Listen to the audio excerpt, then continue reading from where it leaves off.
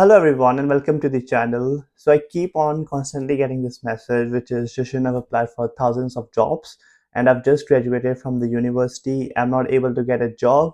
Help me out, right? How can I get my skilled worker visa so that I can continue to stay in the UK, work in the UK and build my career and build my future? And a lot of the students have taken educational loans from back in the India. Therefore, it really stresses them out that they need to get this job upon their graduation and and also like the environment which we're currently living in, there is so much of change happening right now which makes people really anxious. Therefore, I wanted to make this video to help students out that for me personally, what were the 5 strategies which worked for me in order for me to get my skilled worker visa. So it's been a while since I've gotten this visa, so I thought, but this is a good time for it to just like refreshen up and just let everyone know what were the things which worked for me as someone who has actually got the skilled worker visa, right? And these 5 strategies are not like you need to follow one by one. It's just that it works in sort of parallel, right? You need to do all of those things together holistically. So the first one is focus job application, right? And this is like one area where I see consistently people saying that I've applied to thousands of jobs or hundreds of jobs. I apply to 10 jobs per day. Those kind of statements when people say, I always advise them to just focus your job application. So for example, in my case, I applied to only 5 universities. So my background is in chemistry. I studied from University of Strathclyde at Glasgow. So I was looking at the jobs within the chemistry field, and I just applied for 5 companies which I was the most interested to work in. So it was Pfizer, GSK, Procter and Gamble, Russia, and I can't remember the fifth one, right? So it might only be four. And with those 5 companies which I applied, I got the interviews from every single company, right? So the point over there is that first of all, think about which is the industry you want to go into. Then secondly, what is the job role which you're interested in that industry. Then thirdly, rank out what are some of the good companies which help you to give the visa sponsorship, right? So in my case, when I figured out those companies, I knew that they're giving me visa sponsorship. The way I found it out was from Google by just simply typing in what is a register of sponsored licenses in the UK.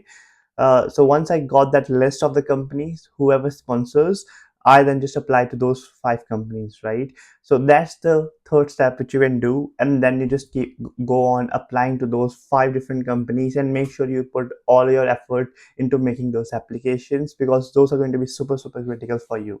And the other way to think about this is you can apply to some big scale top companies. So if I think about tech, maybe apply to 2 companies which are like Google, Meta, the ones which are on the top of the list, and then applied to 2 of the companies which are on that mid level journey, and apply to one sort of like a startup company, but now which they have the register to sponsor you, right? So that's the way you can think about your job application. Make sure it is very focused.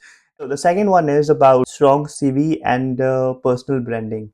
So here, personally for me, when I applied for my jobs, I spent like 3 months, like proper 3 months to make my CV. I made my first draft. I thought it's really good.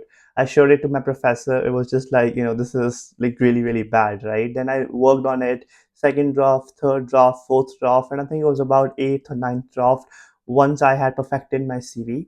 And once you have somebody else giving you inputs, they tell you about their own experience, right? Because they're like so much experienced. For example, if I have to go for somebody is taking advice, I will go to someone who already has skilled worker visa, right? Or to my professors because they know about the industry or they know about the visa application process. So make sure you have first of all that advice and a mentor so that they can give you the feedback. And then secondly, in a CV, make sure you don't just write down your responsibilities that you've worked here. These are all the responsibilities you did. You also need to mention about what is the impact of that work which you have done. So in my CV, I used to put down my work experience, what was my job title, the skills which I developed, and at the end, I used to put the outcome, which is that what I was able to achieve by working on those different skills which I developed, right? So that's super important for you as you write on your CV. I think I made a video on CV as well, particularly I think it might be 2, 3 years ago. You can check out that video. If you want me to make a separate one, I can do that. Before I go to my third strategy, I would like to thank the sponsor of this video, which is Ember Students. So Ember Students is a marketplace of student accommodations. I've been partnering with them over the last 3 years. So there's a link mentioned in the description of this video. If you click that link and you're somebody who's coming in September intake or January intake and looking for accommodation, this is the high time for you to go and book your accommodation, right? So click on that link. It'll show you all the accommodations in a particular city or the university you're going into, and you can cross compare. You can like look for your budget friendly accommodation. And also they have amazing cashback offers if you uh, book your accommodation through Student, right? So the link is mentioned in the description of this video, and their team is super supportive. If you need any help or any such thing, really reach out to Students. You can take my name. They know me very well, and they'll help you out. So make sure you book your accommodation for your next intake through Students. The link is in the description of this video. Now going to my third point. Now this is super important, which is my internship experience, right? So my course, I had an opportunity to go and look for an internship for 1 year and then do that internship as part of my course. So, and that's like when I was making my CV thing, which I mentioned in my last point. Uh, so that internship really helped me out because it's the same company which I'm right now working in, right? So if you're able to get your internship, it's a very good way for you to land into a proper skilled worker job upon graduation, right? Because they have seen your work. Now here, during your internship, this is my actually fourth point, which is like delivering the results at work, right? Which is that once you've gotten your internship, you need to make sure that you treat it as your way. You need to deliver. You need to over deliver basically on your projects, and you need to meet your expectations, and you need to go above and beyond those expectations in order for them to see a potential in you, that this person is long term fit for the company, right? So when I did my internship, I knew that this is one opportunity which I have, and I was very grateful for it, and I needed to put my 100%, right?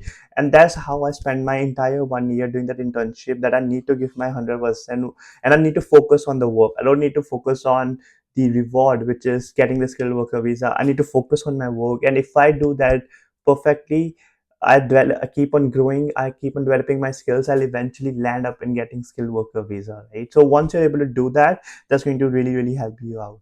And my last point is going to be on the academic performance. A lot of students think that academics aren't important once they come in here, but they are super duper important.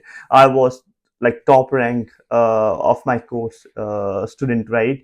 So I used to really study hard. So make sure that once you come here for your masters, have that mindset. So obviously you need to enjoy and your student life, and obviously I recommend you to do that. But at the same time, don't compromise in your studies. You need to have your priority sorted. Your priority number one has to always be your studies, right? So that should always come on top. But I see a lot of students struggling with it, and they keep something else as their number one priority. So make sure that studies is always at number one. And if for that you need to change your plan with your friends or your any such thing, you need to be flexible to accommodate your studies, right? Those were the 5 things which I wanted to share. Those kind of things work in hand, in parallel. If you want me to focus more on any of these points, let me know. And there's also a one-to-one link in the description of this video where you can reach me out and have a one-to-one call, and we can discuss your case. So thank you very much. See you in my next video.